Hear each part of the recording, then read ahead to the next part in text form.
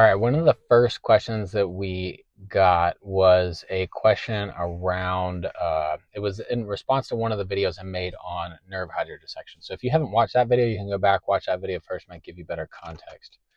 But the person was asking basically, can nerve hydrodissections be used to treat or do scar therapy?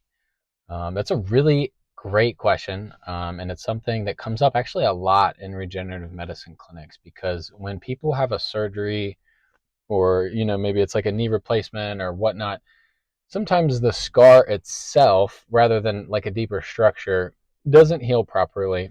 In turn, it creates a lot of scar tissue buildup, which can start to impinge on nerve flow and create irritation of that area.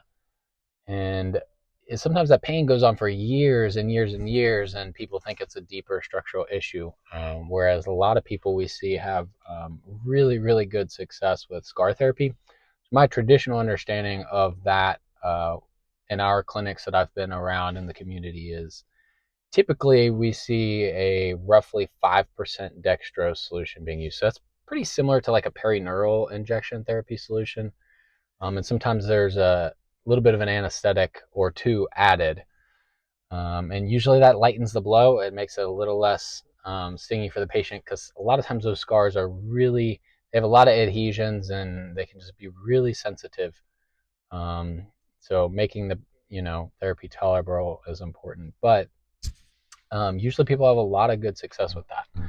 And it frees up those nerves. That dextrose really looks to nurse the nerves, and hopefully throughout time it kind of lessens the adhesions and decreases the pain. So that's been my traditional understanding. I've seen fantastic results with it. People seem to really like the therapy if it's indicated, if the scar itself is what's causing pain from what I've seen. Now the person asking this question actually asked, can nerve hydrodissections be used for it?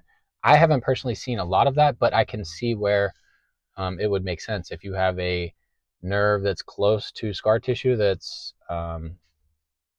impeding that nerve flow, or it's kind of causing compression of that nerve. I can see where it might be indicated. It just hasn't come up for me yet in clinic, but I don't see why it wouldn't work. It's a similar concept to what I'm talking about now with these superficial treatments, because these treatments are normally more superficial, treating the actual nerve itself.